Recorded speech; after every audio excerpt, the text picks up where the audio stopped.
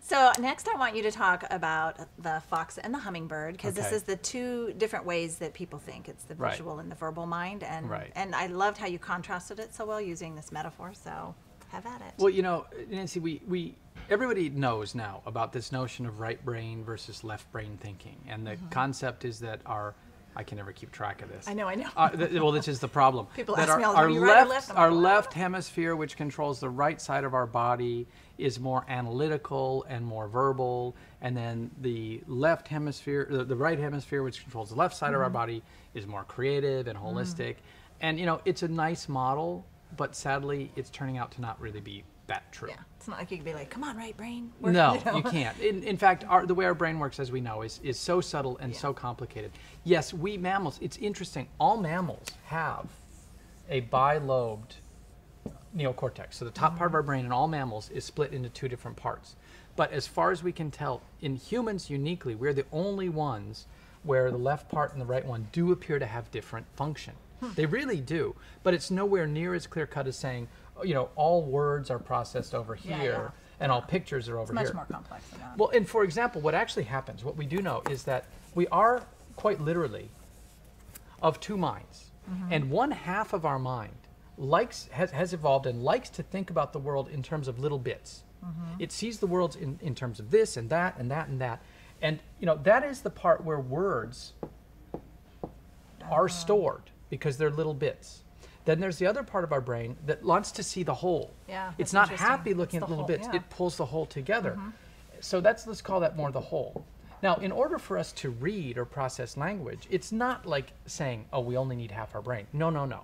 One part is truly storing the words, the bits, but the other part is acting as the glue between them. So when we read a paragraph, we recognize the words over here, but the know glue what it between means them, over we here. need this. So if we only had half our brain, we still wouldn't be able to read. Right. But I thought, all of this by the side, what's important is, same reason I can't remember which side's which, the entire description we're talking about is verbal. Yeah. It only appeals to the verbal side of our mind.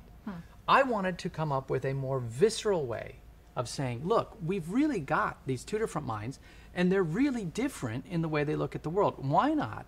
Look, why not do, when people want to sell breakfast cereal, how do you do it? You associate it with a little animal. You know, there's something so visceral about... Tony the tiger? Exactly, we get it. So I thought, well, what would happen if we made the analogy of comparing them to animals? So on the one hand, fun. we have the fox. And the fox really does represent our verbal mind. Why? Because our fox does think, if you think about a fox, they're very sly, they're very sort of self-satisfied, and they're very clever, right? Yeah. The fox is always very clever. He goes from here to here to here to here. That's like reading. It's Yeah. exactly the same. And then when he's done, the fox has been really clever. Gets his prey, eats it, and then sits back and says, I'm so clever. so clever. Look at me. Ha. That's exactly like us giving a speech. Yeah. That's like watching the really polished CEO get up there and say, da, da, da, da, da, da, da, and we're all like, wow, so smart. But what did he actually say? Yeah. Did I actually get it? I was taken on a nice trip, but do I actually know what that was about? Well, enter in the other half. This crazy little bird over here who sees the world like this. She doesn't see it ABC. She sees the whole world at once. And the reason I picked a hummingbird is, you know, where we live here in the Bay Area, Yeah. we have lots of hummingbirds. Do you have hummingbirds in your backyard? I don't. My mom does, actually, in Mississippi. Have you seen them? Yeah, Like, they're so beautiful. We caught one. We were just visiting somewhere. We just caught a picture of one in our backyard. You know, just the thing like that 3 weeks struck ago. me about hummingbirds, it's so crazy, is that they're so fast Yeah. that they don't actually move through time. The hummingbird is here and here and here at the same time. You can't even see their wings move either. They can fly upside down, they can fly backwards. That, to me, was the absolute perfect analogy for our visual mind. The part of our mind, and you know that feeling. Your mind is jumping all over the Yeah. place. We try really hard to sort of jam everything into this A, B, C, D, 5-paragraph form. And we miss so much. And then over here, it's great because then we open up Visio or PowerPoint or our mind mapping program, and we say, okay, the idea is really this, Making and we this go connection. crazy, and we end up with this picture that looks like this, and we show it to someone else, and they say, what? Because this is our mind. You know, this is an impossible picture for anybody else to come up with. Well, what would happen if we put the two together? So that's where I really like this idea, the analogy. What would happen if we got our fox, our linear, clever mind, to work with and support this spatial, kind of spacey visual mind where so much stuff's being generated, but it's so hard to record. Yeah.